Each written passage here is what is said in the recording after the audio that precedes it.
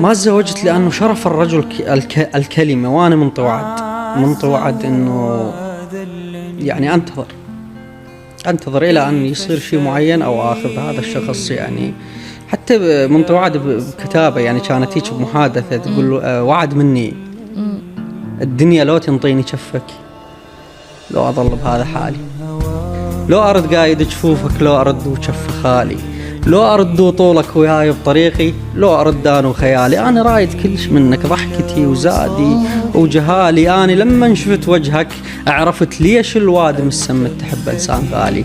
وعد مني الدنيا لو تنطيني كفك لو أظل بهذا حالي. حبيتك لا وعد مني. وحلفت أنك لا تكون فكنتني، وحلفت أنك لا تميل مع الهوى.